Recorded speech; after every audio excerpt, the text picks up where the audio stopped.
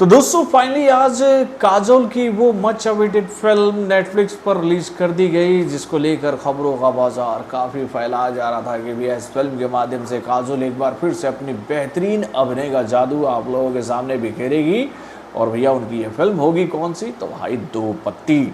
तो भाई इस फिल्म को भी मैंने फाइनली आज देख लिया और इस फिल्म को देखने के बाद मैं तो अब यही बात कहना चाहूँगा बॉलीवुड के बड़े बड़े मेकरों से कि बस करो मेरे भाई, बस करो, क्योंकि ये बस तुम्हारे बस में है ही नहीं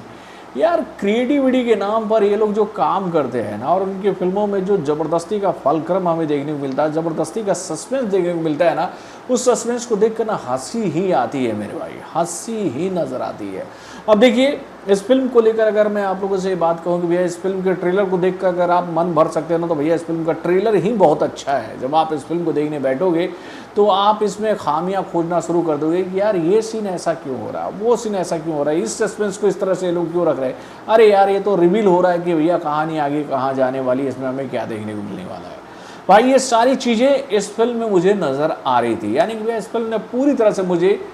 निराश ही किया है। अब देखिए काजोल को लेकर मैं एक बात आप लोगों को ज़रूर कहना चाहूँगा कि भैया ये बॉलीवुड की अच्छी अदाकाराओं में से एक है, जिनसे हम लोग उम्मीद करते हैं कि अगर ये किसी फिल्म में नज़र आ रही हैं तो इनका अभिनय हमें ज़बरदस्त तरीके से देखने को मिले। भाई इस फिल्म में काजल ने जो इंस्पेक्टर वाला किरदार निभाया है, और भाई वो अपने किरदार को यानी कि विद्या ज्योति वाला जो किरदार निभा रही है विजय वाला, उस किरदार को देखकर ऐसा लग रहा था ना यार वो ज़बरदस्ती का वो कैरेक्टर पकड़ने का कोशिश कर रही है जिस जगह की कहानी इसमें बताने की कोशिश की जा रही है। और लेकिन भाई इस फिल्म में कहीं से भी काजोल जो है वो नज़र आ ही नहीं रही थी जो कि वो दिखाने की कोशिश कर रही थी। उसके बाद अगर मैं बात करूं भैया इस फिल्म के बाकी दो किरदारों की, यानी कि भैया साहिर शेख की, तो भैया साहिर शेख को लेकर मैं आप लोगों से एक बात ज़रूर कहना चाहूँगा कि यार इस बंदे ने अपने बेहतरीन अभिनय के माध्यम से ये बात बताने की कोशिश की है कि भाई इस बंदे के अंदर में पोटेंशियल है, अगर इसको अच्छा मतलब कि प्लेटफॉर्म मिलेगा तो ये बंदा अच्छा कर सकता है। इस कलाकार को आज तक हम लोगों ने टेलीविज़न शोज़ में देखा है और वहाँ पर ये चार्मिंग एक्टर वाले लुक में ही नजर आए हैं मेरे भाई। इस बार उन्होंने जो ये किरदार निभाया, यानी कि एक ऐसे किरदार जो कि हम लोग कह सकते हैं उनके कैरेक्टर से बिल्कुल डिफरेंट है, जो उन्होंने टेलीविज़न जगत में काम किया उससे बहुत ही डिफरेंट है। यानी कि भैया एक ऐसा ब्रूटल लवर जो कि भैया अपनी गर्लफ्रेंड से प्यार भी करता है, उसको ज़बरदस्ती पीटता भी है, और पीटने के बाद वो इस तरह से इनोसेंट बन जाता है कि जिसको देखकर आप ये बात कहोगे कि यार क्या स्मार्ट बंदा है यार ये, मतलब अपना फ्रस्ट्रेशन भी इस बंदे ने निकाल लिया, और फ्रस्ट्रेशन के बाद भैया ये अपना कैरेक्टर कुछ इस तरीके से पलट लिया कि भैया इसको देखकर कोई बोलेगा ही नहीं कि यार ये बंदा ऐसा है। तो भाई साहिर शेख ने वाकई में अपने किरदार से मुझे प्रभावित किया है। उसके बाद इस फिल्म में नजर आई हैं कृति सेनन, जो कि भैया इस फिल्म में दो किरदार निभा रही है, यानी भैया शैली और सौम्या की। भाई अब ये दो किरदार जो है ना, इसमें कॉन्फ्लिक्ट क्या है, तो भाई एक किरदार जो सौम्या वाला है वो बहुत ही सीधी और सादी लड़की का किरदार है, और शैली जो है वो बहुत ही मॉडर्न लड़की का किरदार निभा रही है। और इन दोनों बहनों का प्यार जो है वो एक बंदे के ऊपर टिक रहा है जिसका नाम है ध्रुव, यानी कि भैया हमारे जो साहिर शेख है उस किरदार के ऊपर। यानी भैया ये दोनों बहनें इसी एक लड़के से प्यार करती है, और ये दोनों चाहती है कि किसी भी तरह से इस एक लड़के से उन लोगों की शादी हो जाए, क्योंकि भैया ये लड़का जो है वो हरियाणा के एक बहुत बड़े लीडर का यानी कि एक मंत्री का बेटा है, और ये बंदा जो है वो इन दोनों लड़कियों को घुमा रहा है यार, अपने प्यार के चक्कर में फंसा कर घुमा रहा है। और एक वक्त पर उसको ऐसा लगता है कि भैया इन दोनों लड़कियों में से मुझे सौम्या को चुन लेना चाहिए, और वो सौम्या से शादी कर लेता है। लेकिन सौम्या से शादी करने के बाद इनके लाइफ में कई सारे फलक्रम आते हैं, और भाई इन लोगों के बीच में एक घरेलू जो एक कहते हैं ना कि हिंसा जो शुरू होती है वो देखने को मिलता है।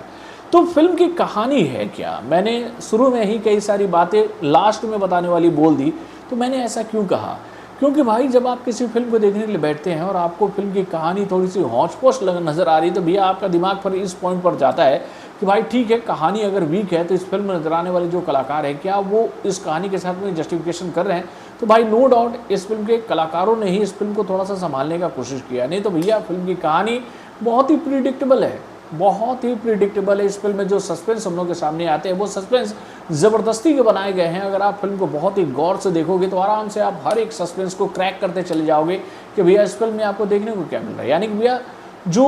काजोल वाला किरदार है, काजोल है क्या, काजोल एक ऐसी लड़की है जो कि भैया एक पुलिस वाले के किरदार में नजर आ रही है, और वो एक पेशे से वकील भी रही है, यानी कि उन्होंने वकालत की पढ़ाई की है और उसके साथ भैया वो जॉब कर रही है पुलिस वाली। भैया वो इतनी ईमानदार और इतनी सख्त पुलिस वाली है कि भैया वो अपने भाई तक को नहीं छोड़ती है उसके एक गुनाह की वजह से, उनका किरदार ऐसा है। तो भाई उसके पास एक फ़ोन कॉल आता है कि किसी ने एक महिला को मारा है, और ये बात सुनकर वो पहुंचती है सौम्या के घर पे, जहां पर वो देखती है कि सौम्या को चोट लगी हुई है। अब सौम्या से वो जब सवाल पूछती है कि तुम्हें ये चोट कैसे लगा, तब ये सौम्या ये बात बताती है कि मेरा सर जो है वो टकरा गया था किससे, तो आलमीरा से। लेकिन पुलिस वाली के किरदार में नजर आ रही है काजोल, तो भैया वो कैसे उस लड़की की बात पर यकीन करे, और उसके बाद भैया वो उसका पीछा करना शुरू करती है। देन उसको भैया ये कहानी समझ में आती है कि भैया एक्चुअल में माजरा है क्या, यानी कि भैया सौम्या के साथ साथ वो मिलती है किससे, तो भैया सैली से। और उसके बाद पता चलता है उसको, यानी कि काजल को, कि भैया ये दोनों लड़कियां जो हैं वो एक ही लड़के से प्यार कर रही हैं, और ये लड़का जो है वो इन दोनों के साथ में अलग ही गेम खेल रहा है। और ये गेम खेलते खेलते में पता चलता है कि ध्रुव जो है वो सौम्या की हत्या कर चुका है। अब भाई सौम्या की हत्या हो गई है, तो भैया इस केस को अब खुद लड़ रही है कौन, तो भैया काजोल। और उसके बाद भैया अंत में आपको क्या ट्विस्ट देखने को मिलेगा, मैं ये नहीं बात आपको बताऊंगा। जब आप इस फिल्म को देखोगे तो आप खुद बोलोगे यार मुझे तो समझ में आ गया था कि भैया फिल्म की कहानी कहाँ जा रही है। तो दोस्तों इस फिल्म ने भी आज टोटली मुझे निराश किया मेरे भाई, टोटली। यानी कि भैया इस फिल्म को तो मैंने घर में देख लिया, तो मैं तो भैया खुद को